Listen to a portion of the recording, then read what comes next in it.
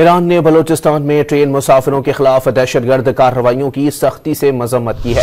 ایرانی سفارت خانے کے ترجمان کا کہنا ہے کہ بلوچستان میں بچوں، خواتین اور بزرگوں سمیت معصوم شہریوں کو یرغمال بنایا گیا۔